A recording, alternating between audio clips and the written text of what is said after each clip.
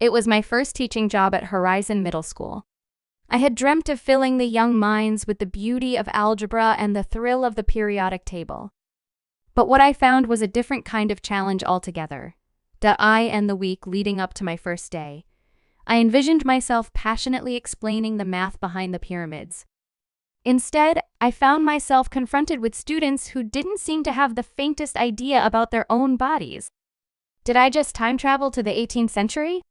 So, what does it feel like when you change?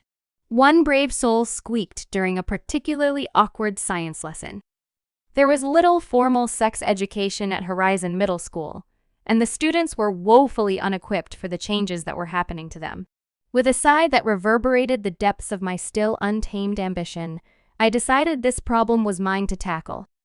Despite my naive enthusiasm, I soon realized that I would be butting heads with not only a few hormonal pre-teens, but also a local reverend who viewed my unconventional lessons like a deity would view a cosmic hiccup. You think you can just waltz in here and teach them about relationships? Reverend Goodman blustered when I proposed a new sex ed curriculum at the PTA meeting. His scowl was sharper than the paper cuts that had afflicted me from all the endless paperwork. Well, yes, Reverend.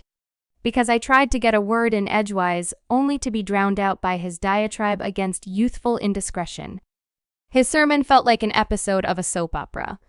I half expected someone to throw roses at the pulpit. One would think that after a day of teaching hormonal middle schoolers and hearing the good Reverend preach about purity, I'd want to relax at home. Instead, I wound up working part-time at a local bagel shop. It was there that I became an unwilling referee of a budding romance. A couple was tangled in a passionate kiss, so absorbed in each other that they attempted to sneak into the restroom for a quick rendezvous. Not on my watch. Excuse me, my lovebirds. My stern voice shattered the sensory-coated air like glass. You cannot use the restroom for those activities. Just as I braced myself for applause, the woman peeled herself away from the man and squinted at me. Her eyes widened. Mr. Thompson? I had you for geometry. Before I could so much as answer with any decorum, the man, seemingly agitated, grabbed a handful of bagels and hurled them at me with the precision of an Upper East Side street peddler. A few days later, my ire came to a crescendo when I walked in on roommate JT, snuggled in bed with his girlfriend Allie. At this point, are you storing all the blankets now? I sarcastically said as they frantically tried to cover themselves. Instead of sarcastically clawing for a pillow for warmth, I vented about my day's turmoil over reheated pizza. I'm supposed to talk to them about periods and puberty, and all they want to do is throw bagels at me. Giggling quickly became silence as JT and Allie looked knowingly at me. Then I proclaimed, I can get the better of Reverend Goodman, but my roommate is the one who always kicks me out of my own bed. Determined to recapture the reins, I went to tackle my timorous HR advisor. Mr. was out. I stomped into his office, with my heart pounding away like a marching band in a parading competition. Why have I been placed in this nightmare of a school? I demanded, immediately regretting the theatrics, but too far gone to back down now. Miraculously, he listened. As if some great teacher had finally summoned the courage of their students, he repositioned me to facilitate a program on puberty. My heart was racing new. Beginnings can be exhilarating. Or terrifying. Having taken on a fresh curriculum, I entered my classroom with the promise of attacking that topic head-on. I initiated a lesson about relationships and reproductive health, awaiting showers of applause. Instead, I received a hodgepodge of giggles, eye rolls, and general disdain you would expect from a middle school group. Mr. Thompson, why do we even need to know this? We're just kids.